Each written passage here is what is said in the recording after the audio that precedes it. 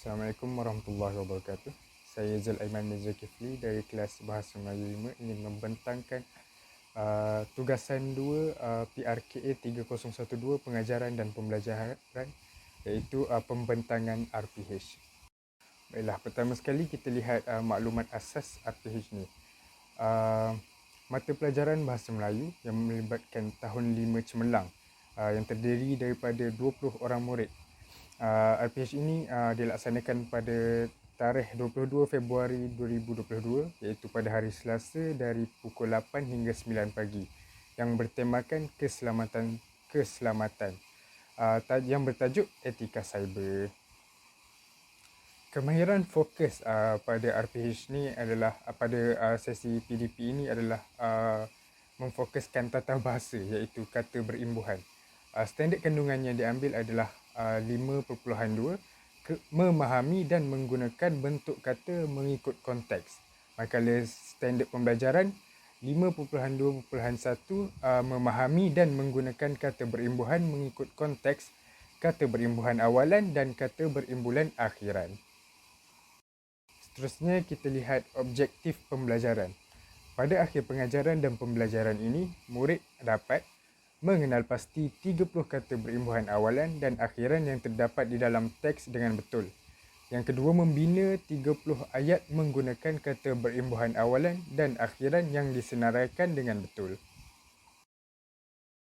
Seterusnya, kriteria kejayaan yang ditetapkan adalah pada akhir pengajaran dan pembelajaran ini, murid dapat mengenal pasti 20 daripada 30 kata berimbuhan awalan dan akhiran yang terdapat di dalam teks dengan betul secara individu.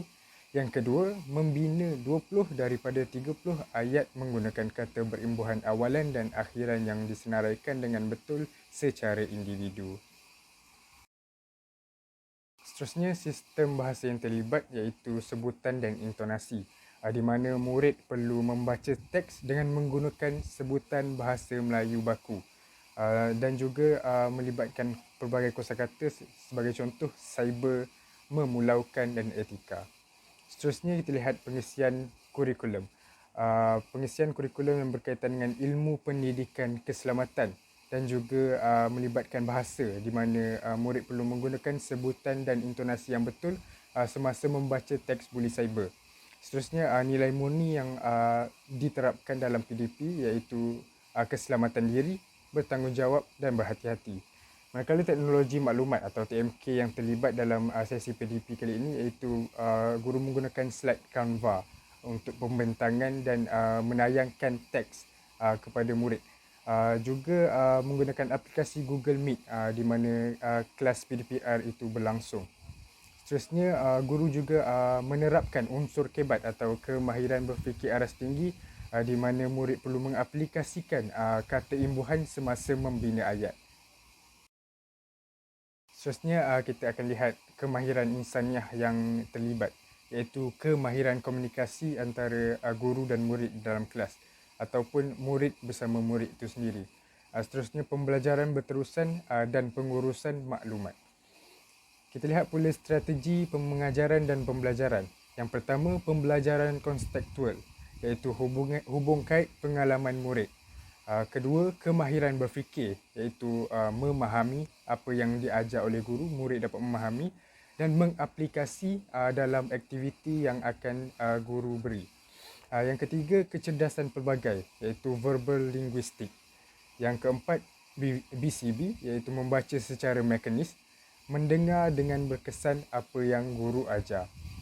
Dan yang kelima, pedagogi masa kini, iaitu guru menggunakan peta iting untuk memaksimumkan pemahaman murid.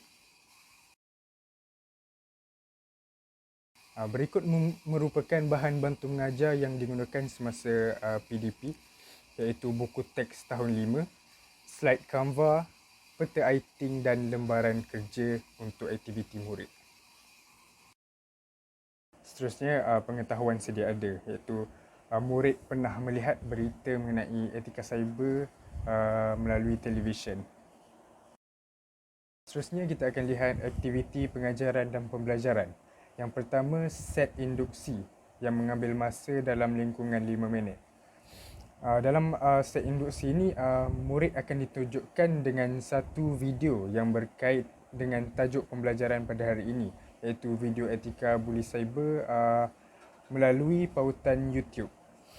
Seterusnya, murid diberi peluang untuk menyatakan pengalaman mereka mengenai etika ketika menggunakan kemudahan internet ataupun melayari internet. Seterusnya, murid akan meneka tajuk pembelajaran berdasarkan aktiviti yang diberikan oleh guru. Seterusnya, guru akan menyatakan tajuk pengajaran pada hari itu. Aktiviti ini melibatkan strategi pembelajaran kontekstual di mana murid akan mengaitkan pengalaman mereka sendiri dengan tajuk atau tema pengajaran pembelajaran mereka pada hari itu.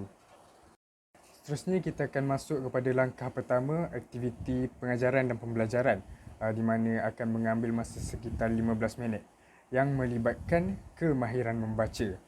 Iaitu murid diminta untuk merujuk ilustrasi yang ditayangkan oleh guru berkaitan teks etika cyber. Murid akan diberikan penerangan secara ringkas tentang aktiviti yang akan dijalankan, di mana beberapa orang murid akan dipilih untuk membaca teks etika cyber tersebut dengan sebutan dan intonasi yang betul serta menggunakan bahasa baku. Seterusnya, murid akan mendengar penerangan daripada guru mengenai kandungan bagi teks etika cyber yang telah dibaca dengan lebih terperinci. Murid juga diterapkan dengan nilai keselamatan berdasarkan teks tersebut. Langkah satu ini, guru menggunakan slide untuk menayangkan teks atau ilustrasi etika cyber tersebut dan turut melibatkan kemahiran komunikasi antara guru dan murid dan menggunakan pendekatan berpusatkan murid. Seterusnya, kita pergi kepada langkah 2 yang turut mengambil masa sekitar 15 minit. Iaitu mengenai penerangan imbuhan. Murid akan ditayangkan dengan slide mengenai penerangan kata imbuhan dengan lebih terperinci dalam bentuk peta iting. Seterusnya, murid mendengar penerangan guru mengenai kata imbuhan tersebut.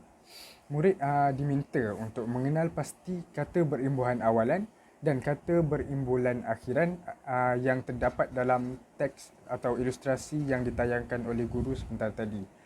Jadi beberapa orang murid akan dipilih untuk menyatakan kata imbuhan yang telah mereka kenal pasti dan nyatakan jenis kata imbuhan tersebut, sama ada kata imbuhan tersebut adalah kata imbuhan awalan ataupun kata imbuhan akhiran. Murid yang lain boleh membantu sekiranya murid yang dipilih itu tidak dapat mengenal pasti apa yang diminta oleh guru. Jadi guru akan membimbing aktiviti ini. Seterusnya, kita akan masuk kepada langkah 3 yang mengambil masa sekitar 20 minit. Murid akan ditayangkan dengan lembaran kerja yang menyatakan aktiviti yang akan berlangsung secara tidak segera, iaitu setelah tamat kelas melalui Google Meet. Jadi murid diminta untuk membina ayat menggunakan kata imbuhan yang telah disenaraikan. Jadi murid yang mempunyai kesukaran untuk membina ayat akan dibimbing oleh guru melalui aplikasi WhatsApp. Jadi murid boleh bertanya langsung kepada guru melalui aplikasi WhatsApp jika mempunyai ketidakfahaman. Jadi murid yang lain juga boleh membantu rakan-rakan sekiranya mereka mempunyai masalah dalam pembinaan ayat. Jadi melalui aktiviti atau latihan ini, kita dapat lihat penglibatan kemahiran berfikir arasa tinggi atau KEBAT kerana murid akan mengaplikasikan kata imbuhan yang mereka senaraikan dalam pembinaan ayat. Jadi kita dapat lihat teknik pengayaan diterapkan dalam aktiviti ini ketika murid membina ayat menggunakan kata imbuhan, dan teknik pemulihan ketika murid menggunakan kata imbuhan dalam ayat yang diberikan. Dan akhir sekali kita pergi kepada penutup, jadi yang mengambil masa sekitar 5 minit, iaitu mengenai lebih kepada rumusan isi pelajaran. Guru menggunakan penutup kognitif di mana guru mengimbas kembali apa yang dipelajari murid. Seterusnya, murid diberikan peluang untuk bertanyakan soalan kepada guru. Murid akan merumuskan pembelajaran dengan bimbingan guru. Seterusnya, guru menggunakan penutup sosial, iaitu menerapkan nilai murni dalam kalangan murid dan memberikan pujian kepada murid kerana dapat mengikuti sesi PDPR dengan baik. Sampai di sini saja pembentangan daripada saya. Berikut merupakan rujukan yang dilakukan ketika penghasilan RPH. Sekian, terima kasih.